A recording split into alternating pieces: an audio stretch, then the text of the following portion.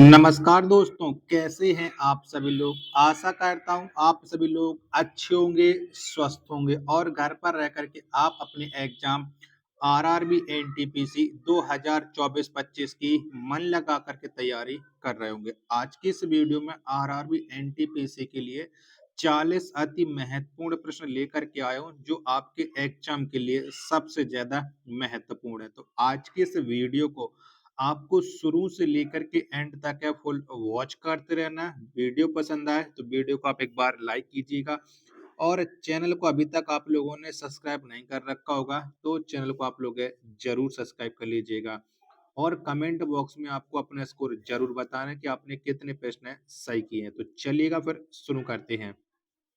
तो पहला प्रश्न आ जाता है कि माउंट एवरेस्ट पर चढ़ने वाली प्रथम भारतीय महिला कौन है? तो कौन है?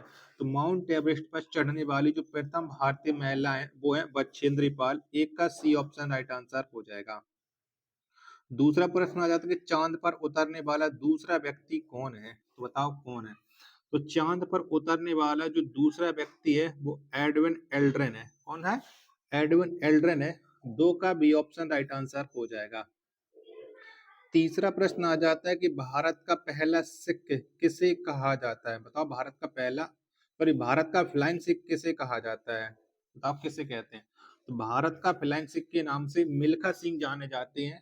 तीन का बी ऑप्शन राइट आंसर हो जाएगा। चौथा प्रश्न आ जाता है कि नीति आयोग का पदेन अध्यक्ष कौन होता है? तो कौन होता है? तो नीति आयोग का जो पदेन अध्यक्ष है वो प्रधानमंत्री होते हैं। चार का बी ऑप्शन करेक्ट आंसर हो जाएगा। पांचवा प्रश्न है कि टाइफाइड किसके माध्यम से होता है? तो बताओ किसके वजह से टाइफाइड होता है? तो टाइफाइड ये जीवाणु के माध्यम से होता है। पांच का बी ऑप्शन करेक्ट आंसर है हो जाएगा। छठवां प्रश्न है आपके सामने कि अंकोर वाट का मंदिर का निर्माण किसने करवाया था? तो किसने करवाया था? तो अंकोर वाट के मंदिर का जो निर्माण करवाया था वो सूर्यवर्मन द्वितीय ने करवाया था। छह का डी ऑप्शन करेक्ट आंसर हो जाएगा। सातवां प्रश्न आ जाता है कि भारत एक्सप्रेस किन दो देशों के बीच परिचालित हो रही है? तो कौन कौन से दो देशों के बीच में ये भारत एक्सप्रेस चल रही है? तो ये जो चल रही है भारत एक्सप्रेस वो भारत एवं पाकिस्तान के बीच में चल रही है। डी ऑप्शन करेक्ट आंसर हो जाएगा। अगला प्रश्न है प्रश्न संख्या 8 है आपके सामने कि मानव शरीर में रक्त की कमी को क्या कहा जाता है? तो बताओ क्या कहते हैं? तो मानव शरीर में रक्त की कमी को कहा जाता है इस्कीमिया। क्या? इस्कीमिया कहा जाता है। 8 का ए ऑप्शन करेक्ट आंसर है हो जाएगा। नौवां प्रश्न आ जाता है कि एक्सरे की खोज किसने किया था? तो बताओ एक्सरे को किसने खोजा था? तो एक्सरे की जो खोज है वो रोंटगन के द्वारा की गई थी। 9 का सी ऑप्शन राइट आंसर हो जाएगा। 10वां प्रश्न है आपके सामने कि यांत्रिक ऊर्जा से वैद्युत ऊर्जा में किसके द्वारा परिवर्तन किया जाता है? तो बताओ ये परिवर्तन किसके द्वारा होता है? 10 का राइट आंसर। तो यांत्रिक ऊर्जा से वैद्युत ऊर्जा में जो परिवर्तन है वो डायनामो से होता है। किससे? डायनामो से। 10 का डी ऑप्शन राइट आंसर है हो जाएगा। 11वां प्रश्न आ जाता है कि दिया सलाई में किस फास्फोरस का प्रयोग किया जाता है? तो कौन से फास्फोरस का प्रयोग करते हैं? तो दिया सलाई में जो प्रयोग किया जाता है वो लाल फास्फोरस का किया जाता है। 11 का डी ऑप्शन करेक्ट आंसर हो जाएगा। 12वां प्रश्न आ जाता है कि अंतरराष्ट्रीय चावल अनुसंधान संस्थान कहाँ पर स्थित है? बताओ कहाँ पर है? तो अंतरराष्ट्रीय चावल अनुसंधान संस्थान ये है मनीला में। 12 का सी ऑप्शन करेक्ट आंसर हो जाएगा। 13वां प्रश्न आ जाता है कि किसे पूर्व का मैनचेस्टर कहा जाता है? तो बताओ भारत के कौन से शहर को पूर्व का मैनचेस्टर कहते हैं? तो ये कहा जाता है अहमदाबाद को। 13 का डी ऑप्शन राइट आंसर हो जाएगा। 14वां प्रश्न है आपके सामने कि राष्ट्रपति भवन का वास्तुकार कौन है? तो बताओ भारत के राष्ट्रपति भवन का वास्तुकार आपको बताना है। आपको मैं प्रश्न संख्या 14 के ऑप्शन दिखा देता हूं जिससे आप लोग इसका आंसर है डिसाइड कर सको। वीडियो पसंद आ रही होगी तो प्लीज वीडियो को लाइक जरूर करना और चैनल को अभी तक आप लोगों ने सब्सक्राइब नहीं कर रखा होगा तो चैनल को आप लोग जरूर सब्सक्राइब कर लीजिएगा। प्लीज ज्यादा से ज्यादा आप लोग सपोर्ट करिएगा। तो भारत मतलब राष्ट्रपति भवन के जो वास्तुकार हैं वो है एडविन लुटियंस है। 14 का ए ऑप्शन करेक्ट आंसर हो जाएगा। 15वां प्रश्न की पीलिया बीमारी शरीर के किस अंग को प्रभावित करती है? यहाँ पर थोड़ी टाइपिंग मिस्टेक है। तो जो पीलिया बीमारी है यह शरीर के प्रभावित करती है लीवर को। डी ऑप्शन 15 का राइट आंसर हो जाएगा। 16वां प्रश्न कि टिहरी जल विद्युत परियोजना किस नदी पर बनाई गई है? तो कौन सी नदी पर बनाई गई है? तो टिहरी जल विद्युत परियोजना ये भागीरथी नदी पर बनाई गई है। 16 का डी ऑप्शन करेक्ट आंसर हो जाएगा। 17वां प्रश्न कि नेपा नगर अखबारी कागज फैक्ट्री भारत के किस राज्य में स्थित है? तो जो नेपा नगर अखबारी कागज फैक्ट्री है ये भारत के मध्य प्रदेश में स्थित है। 17 का डी ऑप्शन करेक्ट आंसर हो जाएगा। 18वां प्रश्न कि 3 बीघा कॉरिडोर किन दो देशों के बीच स्थित है? तो कौन कौन से दो देशों के बीच में ये 3 बीघा कॉरिडोर पड़ता है? 18 का आंसर आपको देना है। तो 3 बीघा कॉरिडोर ये भारत बांग्लादेश के बीच में है। डी ऑप्शन राइट आंसर हो जाएगा। 19वां प्रश्न है आपके सामने कि पुलित्जर पुरस्कार किस क्षेत्र में दिया जाता है? बताओ किसके क्षेत्र में ये पुलित्जर पुरस्कार मिलता है? 19 का आंसर आपको देना है। तो ये मिलता है पत्रकारिता के क्षेत्र में। 19 का डी ऑप्शन करेक्ट आंसर हो जाएगा। 20वां प्रश्न है आपके सामने कि नामदफा नेशनल पार्क किस राज्य में स्थित है? तो कौन से राज्य में? तो जो नामदफा नेशनल पार्क है ये भारत के अरुणाचल प्रदेश में स्थित है। 20 का बी ऑप्शन करेक्ट आंसर हो जाएगा।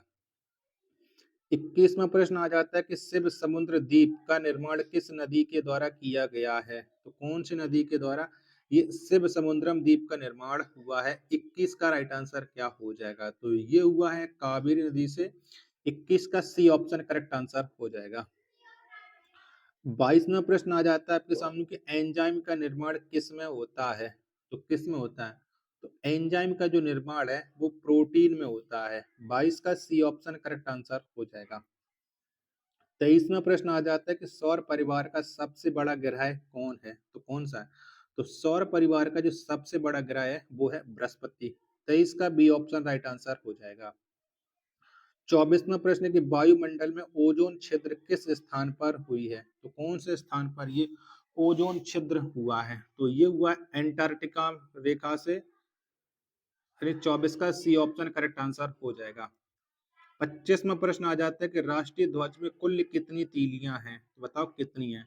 तो राष्ट्रीय ध्वज में जो कुल तीलियों की संख्या है वो है 24। 25 का ए ऑप्शन करेक्ट आंसर हो जाएगा। 26वां प्रश्न आ जाता है कि पानीपत की प्रथम लड़ाई किन दो पक्षों के बीच में लड़ी गई? तो किस किस के बीच में पानीपत की प्रथम लड़ाई हुई थी? 26 का आंसर आपको देना है। तो ये बाबर और इब्राहिम लोदी के बीच में हुई थी। 26 का बी ऑप्शन करेक्ट आंसर हो जाएगा। वीडियो को अभी तक आप लोगों ने लाइक नहीं कर रखा है तो प्लीज आप लोग लाइक जरूर कर दीजिएगा और चैनल को सब्सक्राइब जरूर कर लीजिएगा। प्लीज लगातार मेहनत कर रहा हूँ, थोड़ा बहुत तो आप लोग सपोर्ट कर ही सकते हो, इतना तो बनता ही आप लोगों के लिए। 27वां प्रश्न कि आईने अकबरी के लेखक कौन है? तो बताओ कौन है? तो आईने अकबरी इसके जो लेखक हैं वो अबुल फजल है। 27 का बी ऑप्शन करेक्ट आंसर हो जाएगा। 28वां प्रश्न आ जाता है कि लोक हितवादी के नाम से किसे जाना जाता है? तो किसको जाना जाता है? तो लोक हितवादी के नाम से गोपाल हरि देशमुख को जाना जाता है। 28 का बी ऑप्शन राइट आंसर हो जाएगा। 29वां प्रश्न है आपके सामने कि शरीर ऊर्जा का मुख्य स्रोत क्या है? तो बताओ कौन सा है?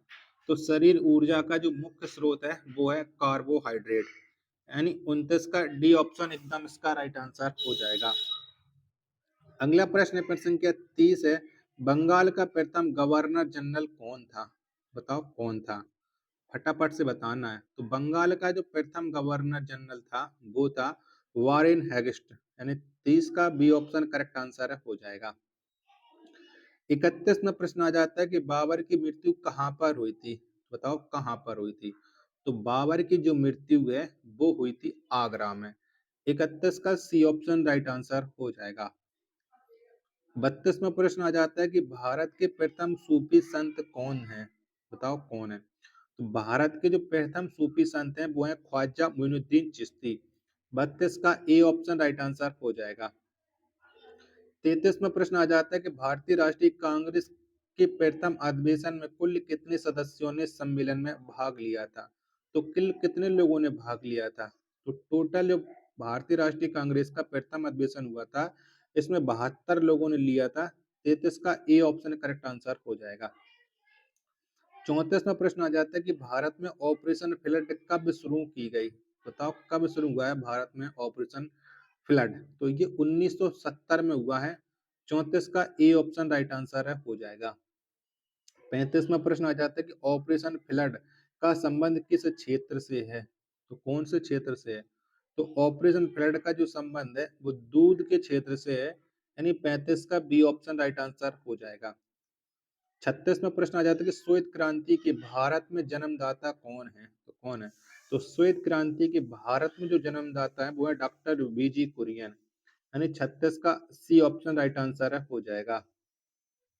37वां प्रश्न आ जाता है कि अंतरराष्ट्रीय तिथि रेखा किस महासागर से होकर के गुजरती है? तो कौन से महासागर से होकर गुजरती है अंतरराष्ट्रीय तिथि रेखा? तो ये गुजरती है प्रशांत महासागर से। 37 का सी ऑप्शन करेक्ट आंसर हो जाएगा। 38वां प्रश्न है किसे शरीर का रक्षक कहा जाता है? तो बताओ किसे कहते हैं? तो शरीर का जो रक्षक है वो डब्ल्यूबीसी को कहा जाता है। 38 का ए ऑप्शन राइट आंसर हो जाएगा। 39वां प्रश्न है कि भारतीय रिजर्व बैंक की स्थापना कब की गई? तो बताओ कब हुई? तो भारतीय रिजर्व बैंक की जो स्थापना है वो 1935 में हुई है। 39 का सी ऑप्शन राइट आंसर हो जाएगा। 40वां प्रश्न आ जाता है कृत्रिम उपग्रह में विद्युत ऊर्जा का प्रमुख स्रोत क्या है? तो बताओ क्या है? तो जो कृत्रिम उपग्रह होते हैं इनमें जो विद्युत ऊर्जा का स्रोत होता है वो होता है सौर सेल, यानी 40 का जितने भी लोग हैं बी ऑप्शन दे रहे हैं उन सबका ये राइट आंसर हो जाएगा। आशा करता हूँ कि आप सभी लोगों को ये सेट जरूर पसंद आया होगा, तो प्लीज वीडियो को लाइक करें और चैनल को अभी तक आप लोगों ने सब्सक्राइब नहीं कर रखा होगा तो चैनल को आप लोग जरूर सब्सक्राइब कर लेना। मिलते पर अपने एक और नेक्स्ट वीडियो के साथ, तब तक के लिए धन्यवाद। जय हिंद, वंदे मातरम।